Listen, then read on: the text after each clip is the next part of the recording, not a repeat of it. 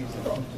All right, so we are back and we are continuing our conversation about elephants in the room. And today we're going to be talking about another elephant in the room, but more specifically the church, and that is mental health. Our goal today is not to try to convince you what to think or change your opinions about things concerning mental health or medication or counseling, but our goal for you today is to see people who struggle with mental health as Jesus sees them. It's not as weak or as less than, but they're made in His image. We want you guys today as future leaders in the church to leave here desiring to create a culture of conversation in whatever ministry context you are currently in or will be stepping into. We want to advocate for those struggling with mental health just as Jesus would. So we pray today that God would just use this message to open your hearts and your minds to understand exactly a little bit more about mental health and what it means to struggle with it. So how many people are struggling with mental health? Well, 1 in 5 U.S. adults experience mental illness each year.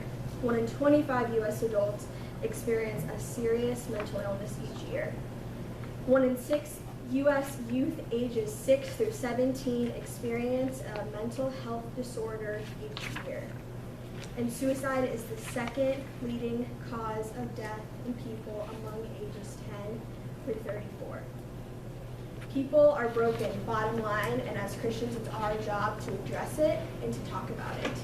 I think the reason that we just don't talk about mental health in the church is there's this misconception or this lie that Christians are believing. So before I jump in, I want to ask you this question.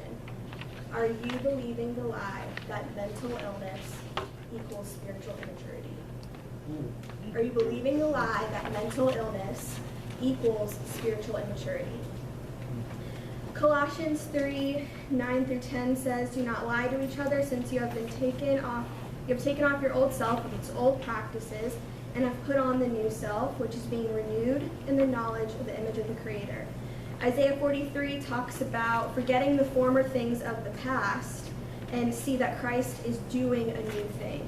And 2 Corinthians 4 talks about not losing heart, though we are outwardly wasting away, yet inwardly we are being renewed day by day. All of these verses that I just read talk about this active process of Christ continuing to renew us.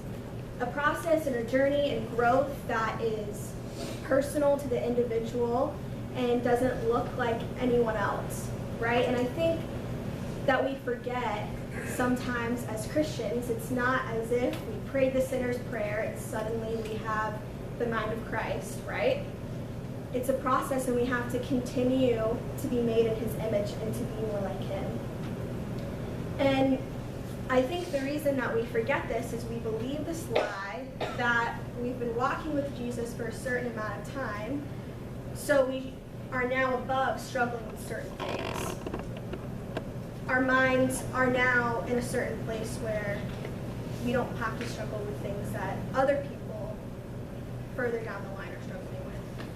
I think that we believe the lie that our spiritual maturity is more important than talking about what's going on, when in reality, I think talking about what we are thinking or feeling or experiencing is real spiritual maturity, because you recognize just how desperate you are in need of Jesus. So, another elephant in the room that we're going to be talking about concerning mental health is the use of antidepressants or prescribed medication. And I think a big reason that this topic is just so controversial is we don't know anything about it. We think that if someone is taking pills, they're automatically going to become addicted and they're just going to get high. When that's not even the purpose of antidepressants or pills used to treat mental health. And for the most part, people don't get addicted to them. They're actually less likely to use or abuse drugs. I think that we just don't know how these pills and how these things affect the brain and what's going on. So I have not been in a science class since 2017. And the last class I took was geology, so I'm not a scientist, but I did get a little help from Google. So what happens in the brain? I'm going to read to you what happens. So neurologists believe that an imbalance in the brain chemicals contributes to the development of many disorders.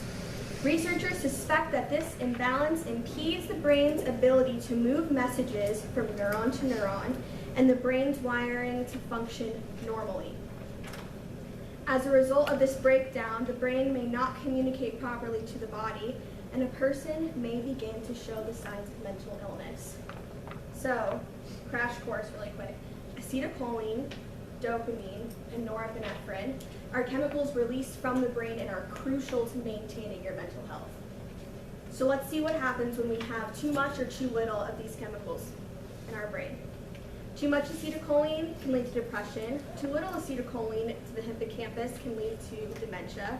Too much dopamine, schizophrenia. Too little dopamine, some forms of depression. Too much norepinephrine can lead to schizophrenia, and too little norepinephrine can lead to depression. Are you seeing it now that mental illness is exactly what it's called, an illness that needs to be regulated and controlled? 1 Peter 5:7 says, "Cast all your anxieties on him because he cares for you." And I think that's exactly what that verse means. Whatever we're worried with or anxious with, that we should cast that onto the Lord. However, I don't think that means we should be careless and not take advantage of the resources that God has so graciously given us to be able to fight things like mental health. For example, I don't think if you had someone in your life or knew someone who was struggling with cancer and needed chemo, would you look at them and would you tell them that they lack faith because they're choosing to go through chemo? Would you look at them and tell them that the risks are too high, that they just need to trust God and he's going to fix it, which yes, he can. We trust him as healer and as over any illness. However, that doesn't mean we shouldn't take advantage of the things that he has gifted us with and given us. So, sorry, my notes just went out.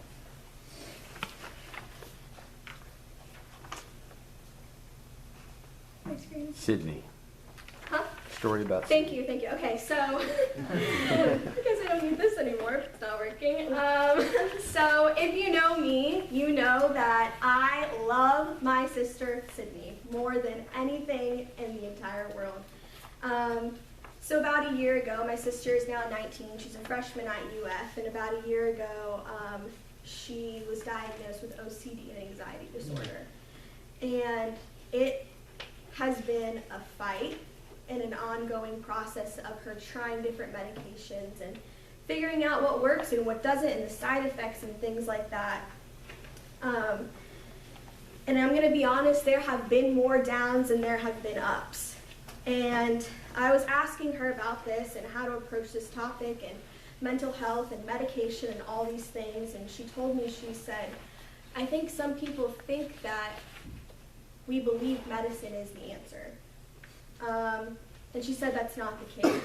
She said, don't get me wrong, my medicine has dramatically helped me and my symptoms. However, that doesn't change the fact that I am desperately in need of Jesus every single day. That I need to trust him with my illness and that he's going to walk with me through this fight. It doesn't change the fact that he's over it, whether I'm on medication or off. And as I close and Iris gets ready to come up and continue our conversation about mental health, I just want to challenge you with this. Are you seeing people the way that Jesus sees them? As, not as less, but as in need of him? Whether we struggle with mental health or we don't, our desire today is to create a conversation and to open up the door for people who, saved or not saved, feel comfortable and be able to grow and move past it. Right.